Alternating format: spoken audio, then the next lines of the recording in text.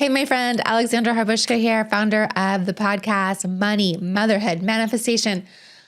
Today, I want to talk about the art. So we're going to talk about selling. And a lot of times we get nervous about selling and like, oh, how do I do it? I want you to know that there's an art for soulful selling and why not selling is a disservice. So I want to get our minds wrapped around that, like, it's a disservice not to sell and how this can really be a soulful experience when we are selling. I've come from a sales background. I think I was kind of born a salesperson, but I did struggle with it from time to time when I started in real estate and I started in mortgage. And I was definitely, I'll share with you, I was definitely coming at it from time to time more desperate, less confident, less like coming from it as a co-creation process, which I'm going to get into. And it definitely is something that we can learn. You don't have to be a natural born salesperson.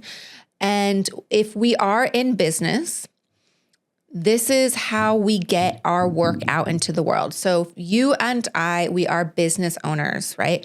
We have to sell. I want to get the mindset that everybody is a salesperson. You go to the dentist, that dentist is selling you something. You go to get ice cream, the teenage person that's putting the sprinkles and the gummy worms on, that person is a salesperson, right? So every person is in business. If you're in business, you are a salesperson, period, the end. So all that it really is. So again, selling is how we get our work out into the world. And it's letting people know that you have an offer that you can specifically help them with. For me, it's a digital product. For me, it's digital courses. For me, I'm selling my knowledge. You may have a widget. You may have something, you may sell shirts, you may sell jewelry, you may sell nail polish, but it's getting your work out into the world and letting people know you have an offer that can help them. You have something that can change their life and that you've created the solution for them. You have to believe in your work. You have to believe that, like, what I have is the best thing out there for you. Like, I am going to do a disservice if I don't tell you. This is where we're at. So I want you to think of it like you're casting the vision on how your offer is going to help this person in the future. Assume the attitude that will support you in helping others. You're unique as work. So here's 3, 4, 5. I have 5 ways here that are really important for selling. Number 1, co-creating your process can be led by ease. So what does that mean? I want you to let go of it. Like, what? I want you to let go of it. Give it to God. All right. You know, I talk about this. I'm a Christian. If you are like, give it to the universe, give it to whoever you pray to, right? But give it to God. Be like, hey, I'm putting this in your hands. We're co-creating. We're working on this together, and I'm going to give it to you. Do you journal about what it is that you want? Do you journal about what it is you strive for? We get so caught up in the, like, I have to get my next steps planned out. This is going to be my launch. This is how I'm going to sell. This is my program. This is what I'm going to do. And a lot of times, like, it's not about the how you're going to do it. It's about the energetics of it's going to happen. And so this is where we're going to go with it. And this is why we're going to do this, opposed to like, I got to know my next step. So what I'm saying is, maybe you do make your list out of things you need to do, and then you just like give it to God and say, like, here we are. This is what we're going to do next.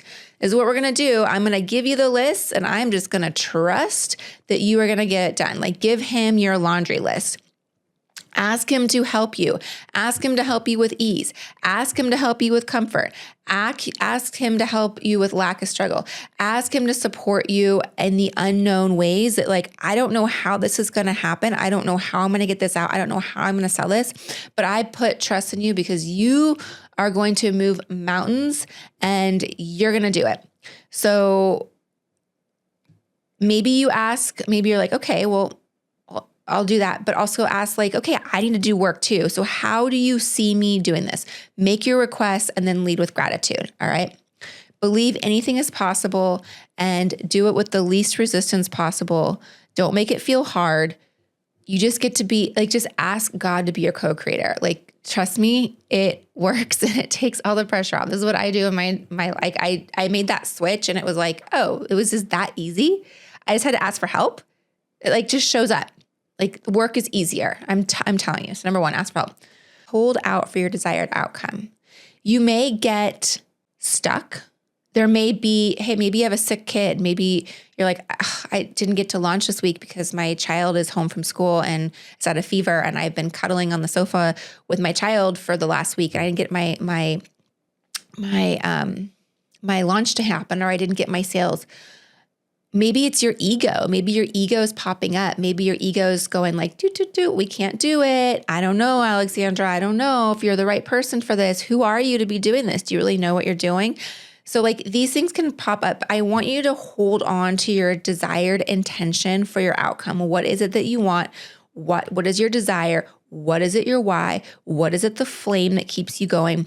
What is it that's going to happen? This process does not need to be sabotaged by your ego. What you need to make sure that you're focused on is being an energetic match for that outcome. I am an energetic match for this launch. I'm an energetic match for these sales. I'm an energetic match for this. So if you keep the focus, that's something else. Why is selling so sacred? Like, why is it important? We get caught up in the idea that selling is bad, or I'm a snake if I sell, or like, oh, you're going to be a salesperson. Or you don't know how to sell. We get all caught up in this. And what we have to remember is you're giving people the opportunity to change their lives. Like you're changing their lives.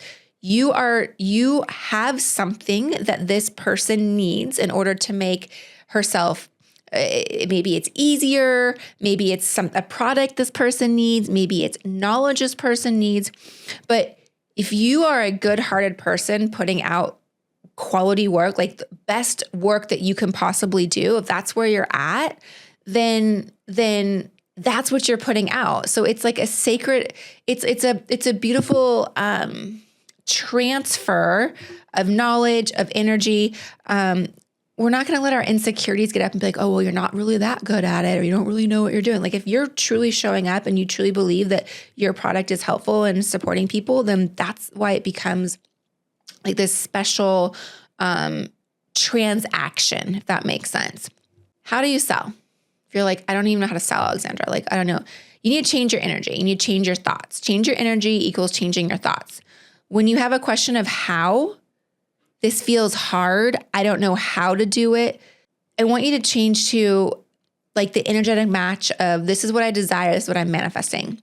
Change the feeling of how would you feel right now if this already happened. Not how am I going to make it happen? How do I sell? All that really means is like, okay, how do I feel when my product is sold out? How do I feel when I have a launch and I get more than I expected? How do I feel when this happens? Like, how would it feel if I had $100K a month? How would it feel if I had $1 million? How would it feel if the man of my dreams walked into my life right now? How would I feel if I found out I was pregnant? How would I feel if, like, all these things, and just continue on instead of how do I do it? How do I feel? What does it make me feel? The last thing I want to talk about is, again, this is kind of the co-creation, but it's your faith. Like faith that something greater takes the pressure off you to sell it. It's when we call on others, we're not like, we feel like, okay, how do I want to put this? Like we feel like, okay, I need to get you to buy this so that you buy it. So then there's an exchange of money and then the money goes into my checking account. I want you to take that pressure off and be like, there's an exchange of energy. There's an exchange. It works through people. It flows through people. So when we're not putting our faith in the divine or God or whatever it is that you believe in, and we're putting the pressure on the people feel that in your sales. They feel that in your energy. And that's kind of what I wanted to talk about earlier. Like I can remember back in my 20s when I was in real estate, like you have to buy this house. Like, what do you mean you don't want to buy this house? Opposed to like taking the pressure off and putting the faith in the right person is going to walk through the door to buy this house is a very different energy. I believe that the right person's going to come in. it's a very different outcome, and people can feel when you're trying to pressure them into sales or putting the energy out that like, I believe that God's going to send me the right people. I believe that my podcast that I'm making right now is going to find the right people. I believe that the exchange in whatever happens, if there's an exchange of goods between you and I, it's the right one for you. Not like, oh, you got to buy this one. It's what feels right in your body is what's going to happen. How is that going to happen? What's that like transaction going to have? So again, selling can be a beautiful thing when you take the pressure off yourself of how do I do it? And you put it into God's hands, you put it into universe's hands, you put it into the divine's hands of like, I have this awesome product and I truly believe that the right person's going to come into contact with it and it's going to happen. I don't need to know how to do it. I just need to trust that it's going to happen. I am going to give the hows to God and it's just going to happen. It's just going to work out. It's going to flow. All right. Back to manifestation. I do have a quiz if you have not taken it. It is what type of mama manifester are you? There's 5 types of manifestors out there. And what I like about it is it will help you understand who you are and how you best manifest. So what is it like? Are there certain tools or tricks or things that you specifically like to use to help you manifest? And it's a specific PDF. It is a customized ebook for your manifestation type. They're pretty long. I think it's like 12 pages. And you get 30 days of journal prompts that walk you through to get you started on your manifestation. So it's a really cool download. It's a really cool quiz. I had a fun time taking it. I had a fun time making it, but I have that for you linked below if you are new to manifestation, or even if you're not new and you're like, I just want to know what type of manifestor I am. All right. I will see you in the next episode, and bye for now.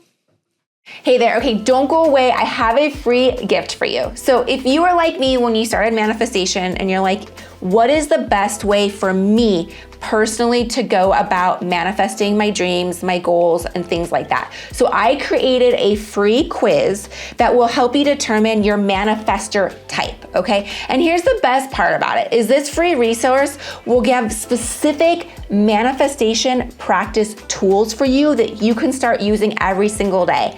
And plus there's a bonus is you get 30 days worth of journal prompts for your specific manifestation type. So I have it for you below. Go check it out. It's free. The quiz is fun. It's in the description.